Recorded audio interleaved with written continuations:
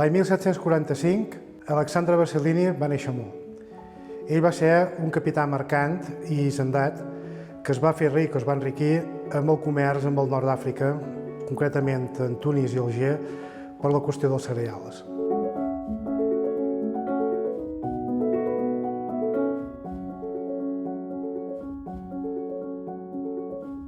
L'any 1778, Alexandre Vassilini va comprar 2 magatzems a la riba del Port de Mur. Aquests magatzems tenien 3 pisos.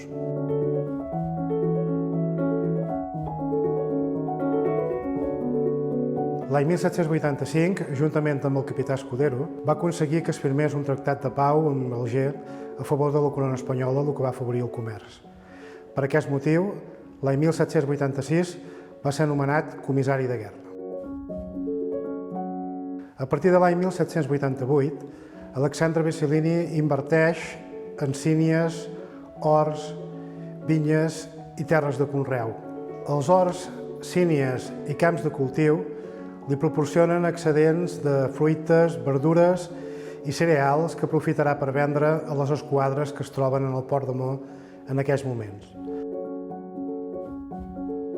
Pel que fa a les vinyes, obté uns excedents de rem que es vendran per fer vi i aiguardent. Hem de dir que cap allà l'any 1819 tenia sembrats entorn de 50.000 ceps. Alexandre Vassilini mor a finals del mes d'octubre de l'any 1819. En el seu testament nomena com a marmessons i hereus universals seus els seus neboders Francesc Pol i Francesc, Pere i Alexandre Mercadal. Així mateix, nomena com a hereus particulars a diferents persones, entre elles Isabel Morlà Coll i Joan Rei Morlà. En Elisabet Morlà Coll li deixa unes cases al carrer de Sant Josep. El fill d'aquesta, Joan Rei Morlà, li cedeix les cases que ell viu a l'esplanada de Mur amb tots els objectes que hi ha al seu interior, quadres, mobles, robes, excepte el que són els diners, papers i el blat que hi ha al seu interior. Així mateix, li deixa els 2 magatzems del Port de Mur, els interessos que té sobre una fragata anomenada La Fama i un important llegat monetari que està dipositat al Banc d'Anglaterra. Li posa com a condició que ha de passar una renta mensual de 25 duros de plata a la seva mare mentre ella sigui viva. Així mateix hi ha una clàusula bastant important en aquest testament. Joan Rei Morlà només podrà heretar si adopta el cognom Vassilini per ell i els seus descendents. És un fet curiós que tinguent descendents sanguinis directes, els seus neboders, doni el cognom a un personatge aliè, en teoria, a la família.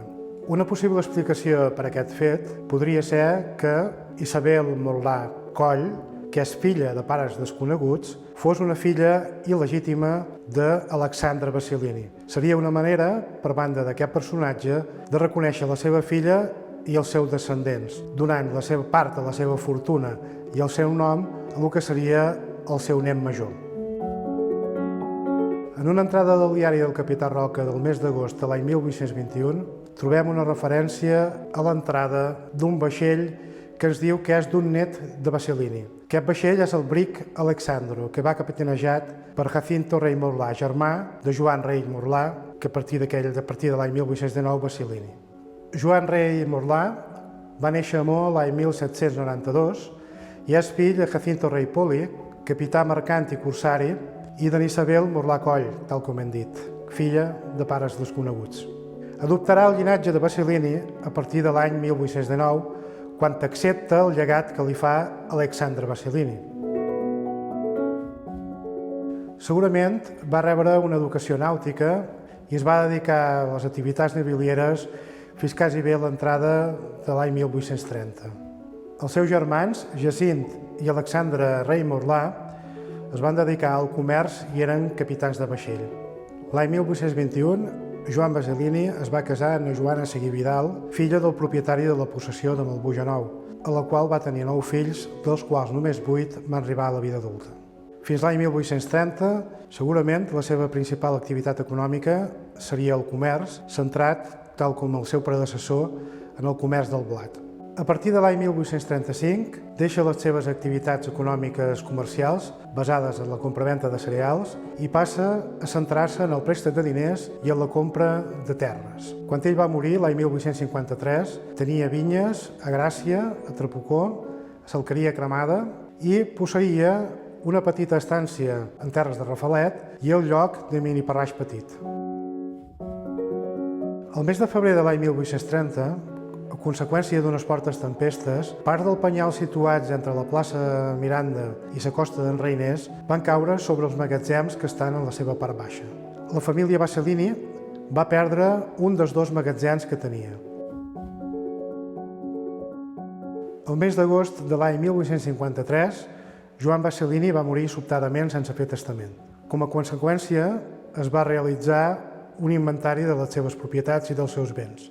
Entre les finques urbanes inventariades localitzem el que eren els dos magatzems que havia comprat Alexandre Bassellini l'any 1778 a la riba del Port de Mo, prop de la Casa de Sanitat. Se'ns especifica que dels dos magatzems només n'hi ha un que es conserva en peus, mentre que l'altre es havia esfondrat i en aquell moment era un solar a conseqüència de l'esllavissada de l'any 1830.